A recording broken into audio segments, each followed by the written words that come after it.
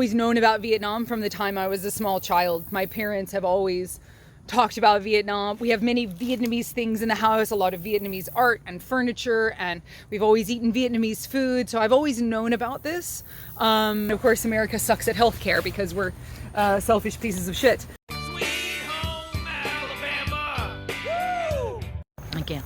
Всем привет, Оксана из Алабамы. Сегодня у нас в гостях Кэт. Кэтрин?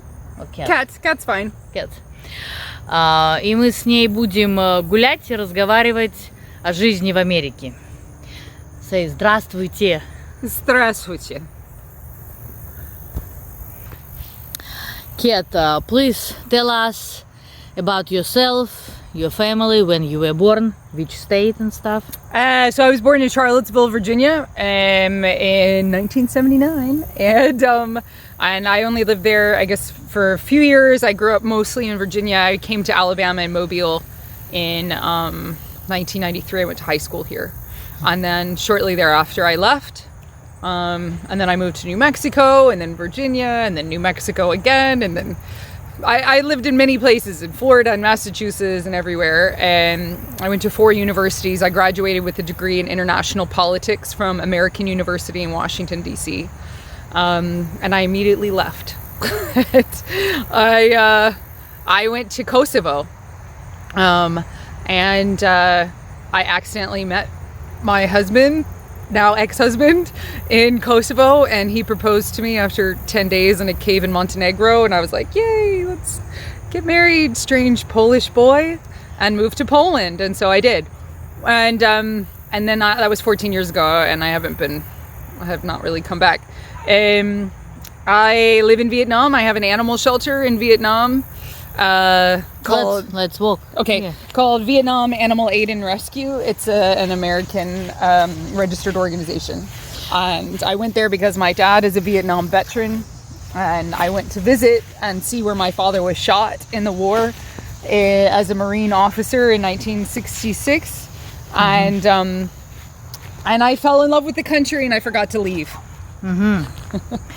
Well, please tell us, how did you become, like an owner of the animal shelter? But when did it hit you accidentally?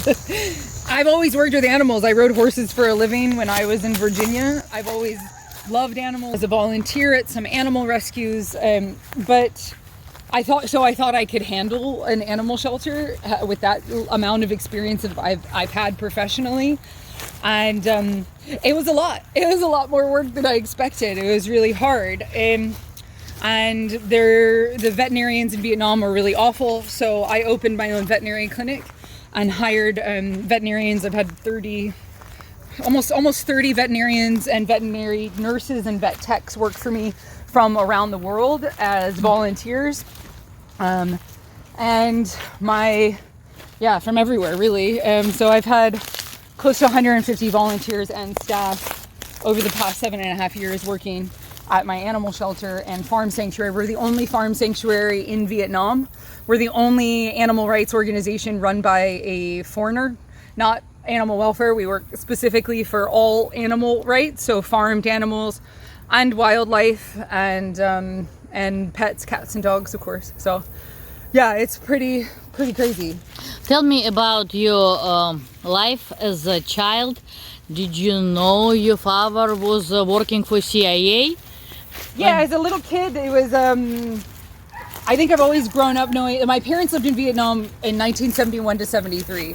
So my dad was a Marine officer. He was shot in the war in 1966. He then got his master's degree, joined the CIA, did a lot of traveling around Russia first, actually, during the Soviet Union at the time, actually, and then came back and started a second master's degree. And then the CIA was like, yeah, we kind of want you to go to Vietnam. Is that cool? And he had just met my mom. He proposed on the first date. 3 months later, they were married here in Mobile. And 2 months later, the U.S. government sent them to Saigon.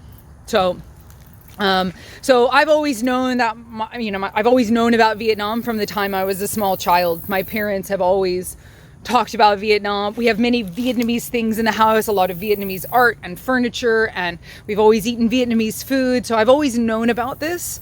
As far as his job, I always knew that my dad worked for the government. And that I didn't understand until I was older and saw some movies, and then he explained it. And also at the end of the Cold War, basically, you know, in the late 80s, early 90s, I became personally very interested in the fall of the Soviet Union and the shift of countries, like a lot about the Balkan Wars. That was my specialty in university as well. But I was always very interested in this part of the world, and that's when I learned kind of more about what my dad did. My own interests in these places in the world. So yeah, I just like becoming, you know, going into international politics, and then, you know, when I moved to Europe, I was working. I thought I was going to be like my dad, and I thought I was going to, you know, they wanted me to join the CIA, but I was married to a Polish man who was Polish Special Forces previously, and he, I couldn't get a security clearance. I could not work for the Department of Defense. So, and then he got bitten by a lot of ticks, and he had Lyme's disease, so we moved to Poland. Oh. Yeah. So we had to go. We had to go because he got very sick, and of course America sucks at healthcare because we're selfish pieces of shit. And so we went to Poland, and I don't know. Things changed. Dad was always hoping I would work for, you know, State Department, or, you know, so work at embassies and things like this. But the problem is, so I moved to Mongolia. Well, I was in Poland, France, Holland. Where else did I live? Poland, France, Holland, Mongolia. And then I moved to Chile and Peru after Mongolia. I got divorced in Mongolia, but then I was in South America. And then I decided to come back to Asia, and I lived in Vietnam. And it just, once I started the animal shelter, I was doing my master's degree in emergency and disaster management with a focus on animals and disasters internationally. And I kind of just ran out of the ability to do another job. You know, it's like my job is really more than full time, and running a veterinary clinic and I also started a PhD. I had to quit my PhD because I didn't have time. But I was running the vet clinic, the animal shelter, farm sanctuary, and also trying to do the PhD at the same time. And so my dreams of having a job like my dad or doing anything with the American government, it just would never happen. And frankly, I would never work for the government at any point, ever. What do you think about Americans, their smiles? I think they're insincere. I think the thing that I least like about Americans is that I think in general we're super friendly and polite, but I don't feel the sincerity. Whereas I think what's interesting when we talk about Russians, or like my experience with a lot of Russians and traveling across Russia, is that like sometimes they're just assholes, and you're just like really bothered by, like, in a public sense. So if I'm at a train station and I want to get a ticket, you go to the window and they close it on your face, and they're like, "Nyet." And you have to go to the next person, and they do the same thing, and you're just like, "Oh, why is everybody so mean?" That same person will take you to their cabin and drink vodka with you for days. And they will introduce you to their whole family, and they will give you the shirt off their back, and they will just be the most amazing, truly trusting, sincere people in a way that Americans we don't have it in us. It's not, true hospitality is a lie here. Real hospitality comes from people who may be shitty in public in their real jobs, but ultimately, once you're in their circle, you're in, and it's real. And I dig that, you know? And so I don't mind when I go to places in like Eastern Europe or Russia where people are not as like, yeah, smiley, smiley, because I know that there's a second layer. I always know there's something else. Please, let's talk about American TV. Oh God. And how they portray Russians. What's your opinion like from? Russians are always evil. since you were growing up. Yeah, they're always a bad guy. But always look, a bad guy. you Or they're a hot girl, hot KGB agent or something. Yeah. So she was like, she had said, oh, well, you know, let me give you a number or whatever. So here's, you know, Oksana's number. And then she said, they're Russians. And I was like, oh my God, I study Russian. That's so exciting, you know? And I think it's quite funny because I think most people around here would never have met a Russian. I don't know any Russian words, don't know any Russian foods, would never fly there. Really think everybody who's Russian is like a very miserable looking evil man in a action film. You know? Which is not true. The only Russian men I know are like puppies. I don't know any Russian guys like you see on an action movie. I've never met a Russian guy like that. Oh, Sergey. Sergey thinks he is, but that's different. But it's true. It's just like we have this really weird idea. Just like you think probably a lot of your subscribers think that Americans are really stupid fat and ugly. Yeah, exactly. And they're fat, and they are. We're very fat people. I'm always shocked by that. I'm always shocked when I see the size of it, because I haven't lived here in 14 years, you know? And when I come home, it's embarrassing. And we're very loud, you know? Very loud people.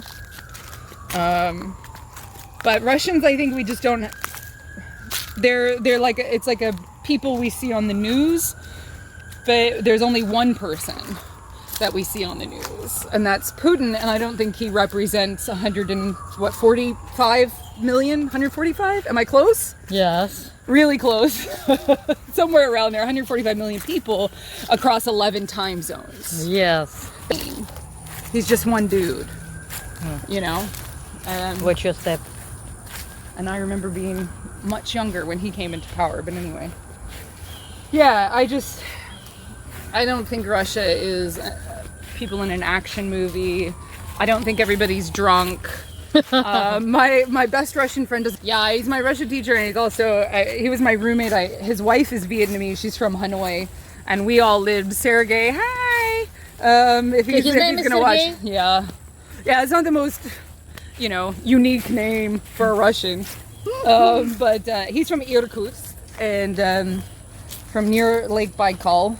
And so he might be moving back there with his lovely wife, who's my Vietnamese teacher. But we all lived in a house together, and we just talked about politics and culture among our very strange mix of nationalities. So yeah, but he doesn't drink at all. I don't think. I've never seen him with alcohol. Did you love your father when you were growing up? Were you a happy child? He's an asshole. No. My father is a narcissist who is brilliant. He is brilliant, and that's pretty much all you can say. He's just brilliant. He's but socially inept narcissist who I think had kids because that's what people do. People get married and have children, and that's like standard. To look normal. To look normal, even though you're not. But you just play the robot, and everybody just gets along. And yeah, but I mean, I don't. It was very, very normal. It was like an American sitcom. Mm-hmm. It really was. It was exactly like an American sitcom in the suburbs. Mm-hmm. That was my childhood.